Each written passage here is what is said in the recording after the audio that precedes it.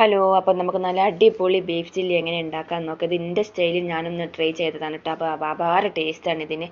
അപ്പോൾ നമുക്കത് നല്ല 4 കഷ്ണം ബീഫ് ഇതിലൊന്ന് എടുത്തതിന് ശേഷം നമുക്കൊന്ന് കുക്കറിൽ 4 വിസിലൊന്ന് അടിച്ചെടുക്കുക.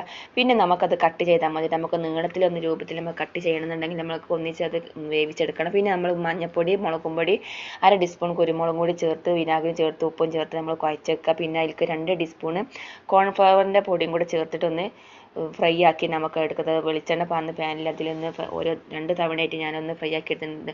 ഈ ചാനൽ ആദ്യമായി കാണുന്നവരാണെങ്കിൽ തീർച്ചയായിട്ടും സപ്പോർട്ട് ചെയ്യുക, ലൈക്കും ചെയ്യുക, സബ്സ്ക്രൈബും ചെയ്യുക. പിന്നെ നമുക്ക് അതിലേക്കുള്ള ഒരു മസാല തയ്യാറാക്കാൻ ചെറിയുള്ളിയും പിന്നെ വെളുത്തുള്ളി, ഇഞ്ചി 1/2 ടീസ്പൂണ്, വലിയ ജീരകം 1/2 ടീസ്പൂണ്, ഗരം മസാലപ്പൊടി 1/2 ടീസ്പൂണ്, വറ്റൽമുളക് പൊടിച്ചത് ഇതും കൂടെ ചേർത്ത് നമ്മൾ നല്ലോണം അതിൽ വഴറ്റിയതിന് ശേഷം 2 ടീസ്പൂണ് തക്കാളി സോസും ചേർത്ത് 1/2 ടീസ്പൂണ് വിനാഗിരിയും ചേർത്ത് നന്നായിട്ട് ഇളക്കി യോജിപ്പിക്കുക. നമ്മൾ അടിപൊളി ചില്ലി ഇവിടെ റെഡി ആയിട്ടുണ്ട്, ബീഫ് ചില്ലി റെഡി ആയിട്ടുണ്ട്. അപ്പോൾ നിങ്ങൾക്കിത് കണ്ടപ്പോൾ തന്നെ